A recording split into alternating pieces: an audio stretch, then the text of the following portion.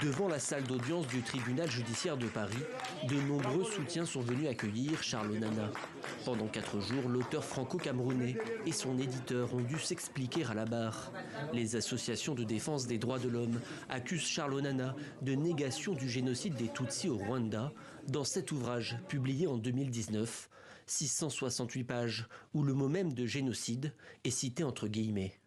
On l'espère, en tout cas, de notre point de vue, les parties civiles et en tout cas l'association de survie que je représente, une condamnation de M. Onana et le fait de ne pas laisser infuser un discours négationniste, de ne pas laisser avoir un certain relativisme, de ne pas tolérer sur la question du génocide des Tutsis au Rwanda, ce qui paraît à juste titre complètement intolérable sur la Shoah ou sur d'autres génocides.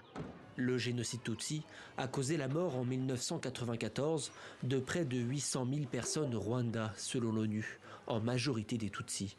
Les parties civiles ont désigné dans l'ouvrage de Charles Onana plusieurs points révélant de sa négation. La confusion entre agresseurs et agressés, la disqualification des institutions judiciaires et la remise en cause de la planification du génocide. Pourtant, le principal intéressé se défend et assure publiquement qu'il n'a jamais nié le génocide Tutsi. Pour Charles Onana, ces accusations sont sans fondement. Il voit derrière ce procès la main du Rwanda. C'est la voix de Paul Kagame qui est importante. C'est-à-dire qu'en fait, on se retrouve en France dans une situation où c'est un dictateur africain qui est au pouvoir depuis 30 ans et qui a mis le Rwanda et la République démocratique du Congo en coupe réglée, qui vient faire la loi et qui impose aujourd'hui sa loi à la France.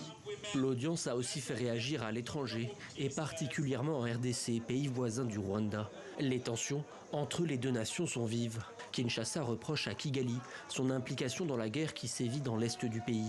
Un sujet aussi abordé par Charles Onana dans son livre Holocauste au Congo, qui lui a valu de nombreux soutiens en RDC. Nous avons d'abord soutenu Charles Onana, pas en tant que journaliste, mais en tant que héros, et martyr vivant en Afrique, qui au moins a consacré son temps pour démasquer le mensonge de Kagame. Le verdict devrait être rendu le 9 décembre prochain.